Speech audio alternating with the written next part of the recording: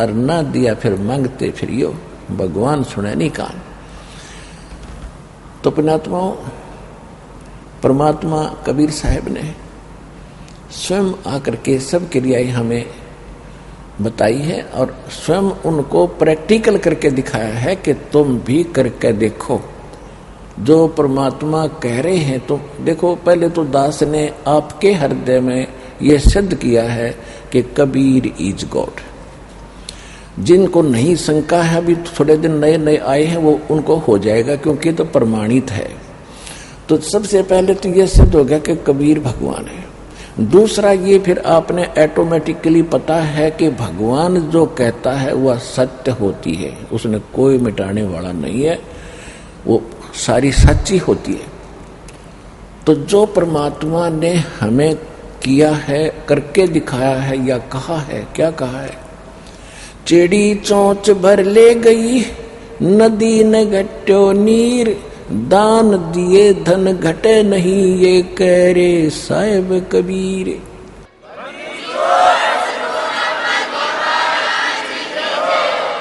परमात्मा अपने दस्तक कर रहे हैं कि मैं कह रहा हूं दान देने से धन नहीं घटता, पर कैसे दान करे? गुरु बिन माला फेरते, गुरु बिन देते दान, गुरु बिन दोनों निष्फल हैं, चाहे पूछो वेद पुराण। अब दान भी अधिकारी को दोगे तो लाभ होगा। जैसे बीज भी उपजाऊ जमीन में बोओगे तो प्रतिफल मिलेगा। यदि रेही और घटिया जमीन में आपने बीज बो दिया, कुछ भी हाथ नहीं लगेगा। तो गुरु बिन माला फेरते, गुरु बिन देते दान, गुरु बिन दोनों निष्फल हैं, से पूछो वेद पुराण। यानी पूर्ण संत के बिना पूर्ण भक्ति आप नहीं मिली, और आप भक्ति भी कर रहे हो और दान भी नकली संतों को कर रहे हो, तो उससे कोई लाभ आपको नहीं होगा। तो दान भी अधिकारी को करे, और दान देने से धन नहीं घटता, ये भगवान कह रहे हैं। उदाहरण के लिए परमात्मा ने बहुत सी प्रैक्टिकल करके दिखाई है। हम परमात्मा से क्या मांगते हैं? बहुत ज्यादा धन हो, कोठी हो, कोई फैक्ट्री लग जाए भगवान,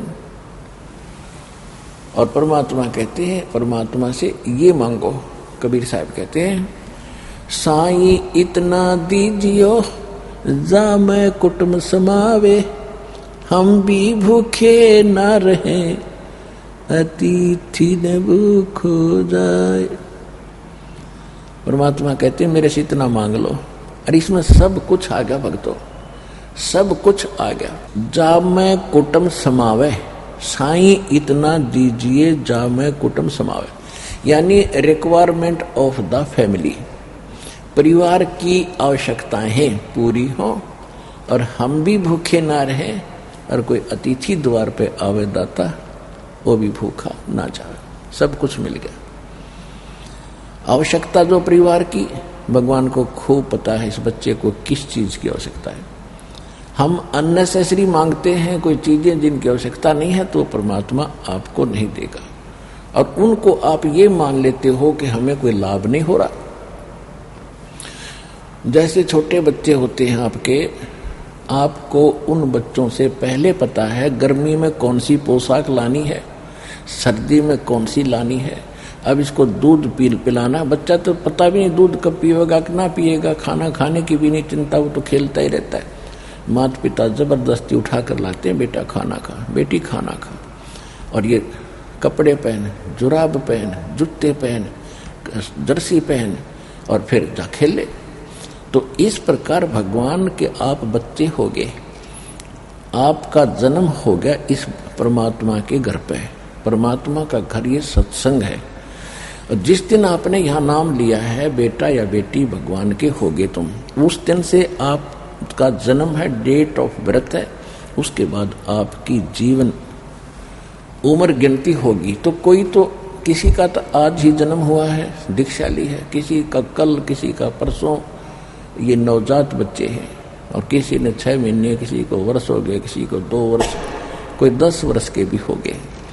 तो ये सभी भगवान के बच्चे हो गए। नहीं, परमात्मा ने अपने बच्चों की खुद चिंता है, इनको किस चीज की आवश्यकता है, और वो आप मांगोगे और वो अनुकूल है तो भी देगा, और ना मांगोगे तो भी देगा। ये भगवान है, इसको सब पता है।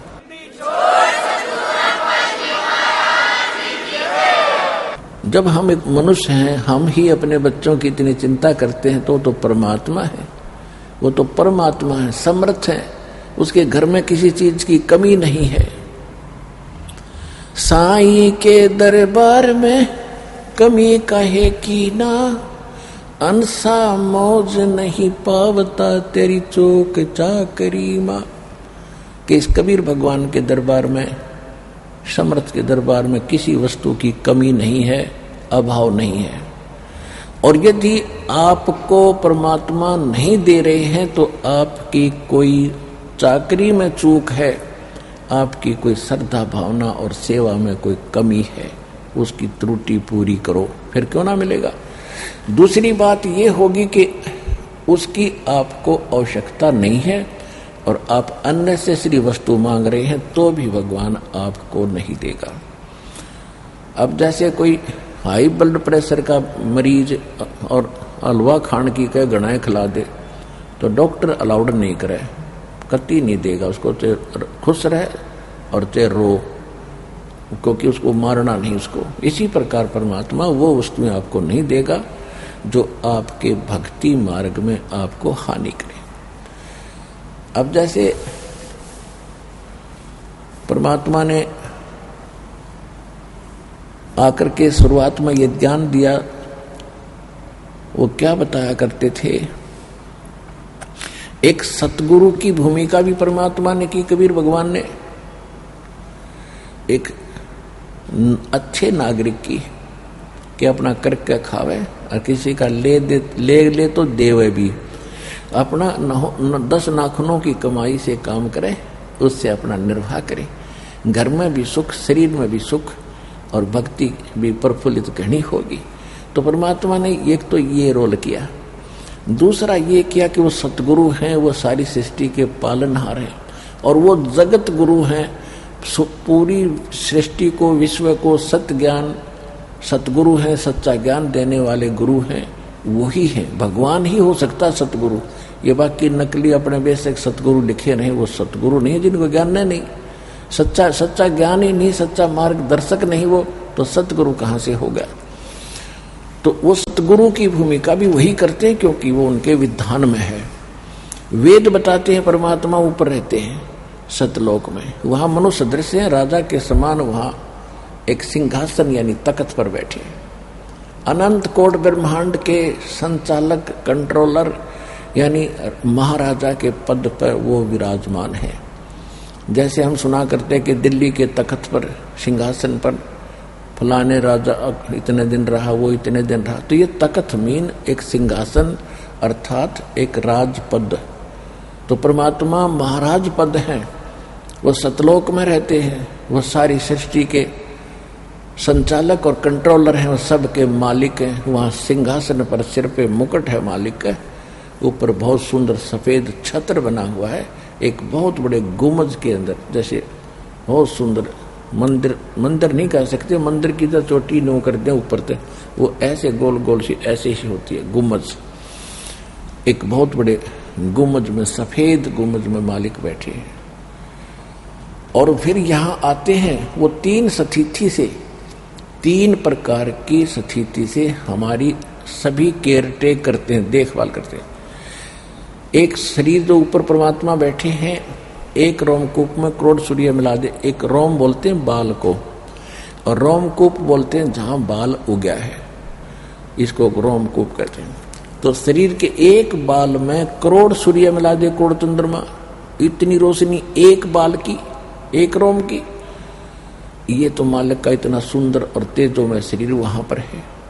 उसी शरीर युक्त परमात्मा यहाँ आ जाए तो हम सबकी चरम दृष्टियां ऐसे बंद हो जाएंगी जैसे सूर्य को देखकर उल्लू पक्षी की आंखें बंद हो जाती। इसलिए परमात्मा अपना हल्का तेज पुंज का हल्का शरीर करके अपनी यहाँ हमें यहां दो प्रकार से आते हैं।